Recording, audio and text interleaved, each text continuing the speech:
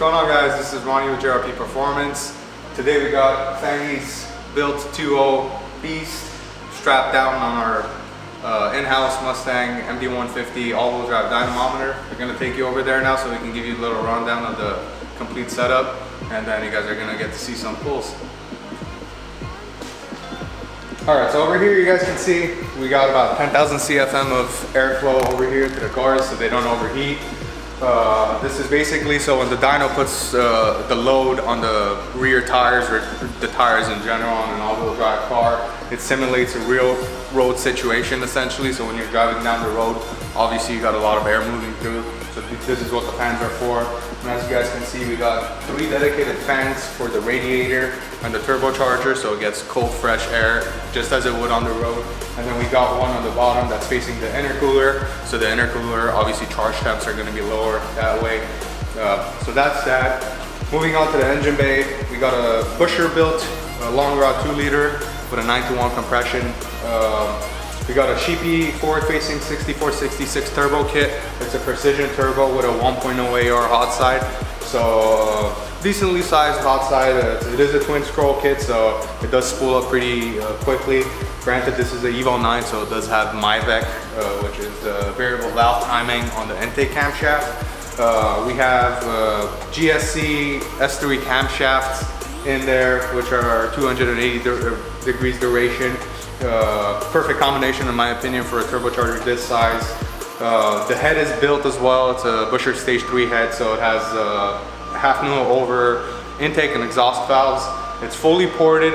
It does have O-rings on the head, so that definitely helps, you know, with cylinder pressures, and when you're trying to get wild with it, it doesn't, you know, you don't run into any head lift issues or anything like that. We're always careful when we're tuning these cars to avoid situations like that, but that definitely does help. We just upgraded to ARP 625 head studs on this motor. We've got the Apex powered GTR R35 coils, which are replacements for the CDI kits. So you can run massive gaps, honestly, compared to what you could, you know, a few years ago, and have no basically spark blowout issues. So these are great coils. We love them. We run them on the factory dwell settings, and they've been performing flawlessly. We got an ETS 3-inch upper intercooler piping. Top blow-off valve, obviously it's a vent to atmosphere because it's a speed density setup. We're using an Omni 4-bar to log and basically fuel the car because there's no mass airflow sensor. As you guys can see, it's obviously a forward-facing setup. We got a Koyo half rod over here that does a fantastic job of cooling the car. Granted, it is half of the size of the original radiator. It still doesn't go above the normal temperatures. I do have a 12-inch spal 1200 CFM fan wired in. It's still a puller fan, so it works just like the factory. We have a bulletproof racing double pumper installed. We got the fuse over here hooked up. If you guys want to take a trip over here real quick, you guys can see the pumps inside. So a quick glance and you can see the aluminum billet housing for the double pumper. So this does feature 2 Walbro 525s in there, and as you can see we have our own upgraded lines. So it's a -8 feet and -6 return. They're both nylon braided lines, so they're very tough. There is a control box that mounts underneath the driver's seat, and the boost switch, essentially it's a transducer. It's not like the old hop switch, much more reliable.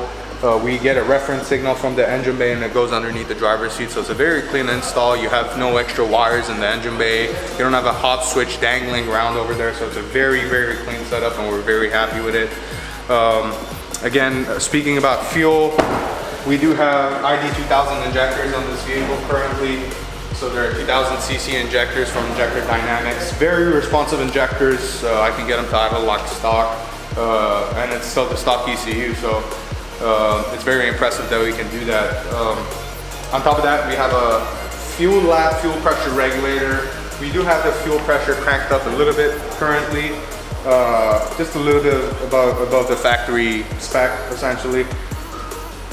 The next thing that I wanted to talk about that's very critical with these engines that, you know, are running a lot of boost and essentially a lot of blow by, because, you know, any engine will have blow by, but the more boost you throw at it, obviously the engine's gonna have more blowback. So we do have a custom STM catch can, which is their original transmission mount, but what we do is we basically get 2-10 feet from the valve cover, and then we get 1-6 that goes to the balance shaft port to scavenge all the crankcase pressure that we can. And obviously it's a vented setup, so it's pretty awesome. Stock drivetrain, stock transmission. We do have a quartermaster 8-leg hydraulic twin disc clutch in there. It's kind of aggressive for the street. We do always use a tilt and clutch stop to basically make it engage and disengage a lot smoother than, you know, if you don't use it. And on top of that, it's a hydraulic clutch, so if there's any inconsistencies between your clearances from the hydraulic throwout bearing to the basically flange of the crankshaft itself, you can run into a situation that you can basically over pressurize the thrust bearing that's in the basically center main on the crankshaft, and you know, you can wear out your thrust bearing quite fast. So that's why we use those. We got upgraded silicone radiator hoses, and yeah, that's pretty much it as far as the setup goes. It's just a long rod 2.0 with a 64.66 and aggressive cams, and you know, everything's proper. It's a very good combination in my opinion. Nothing is mismatched. You know, you see that a lot of times. You'll get a car that has, you know, GSC S1s, and they have like a 66 or 68 millimeter on the car. You know, stuff that doesn't really make sense. And we did go ahead and remove all the extra stuff that's on the intake manifold to basically, you know, avoid any unnecessary vacuum leaks and stuff like that. So that kind of cleans up the engine bay. But yeah, right now, currently, yesterday we were working on the car. I was on the rollers for quite a bit of time. Unfortunately, we ran out of wastegate yesterday at about 41 pounds, and it would taper down to about 37.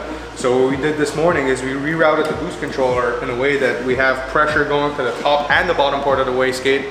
So the 14-pound spring now can act as like a 25 or 30-pound spring because there's pressure on top fighting it. So the goal today is to get it somewhere around the 43, 45-pound region, roughly. With safe ignition timing, obviously makes some very good power.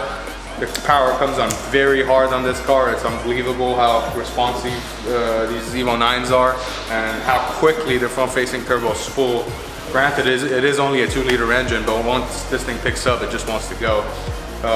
So we're gonna do a low boost and a high boost tune. I'm pretty sure that with this wastegate setup, we're gonna have a wastegate map, so untouched 0% wastegate is gonna be his low boost tune, because it's gonna be plenty with this sort of wastegate routing. And then the high boost, obviously we're gonna have to play with the boost control tables a little bit. But yeah, that's what you guys are gonna get to see. So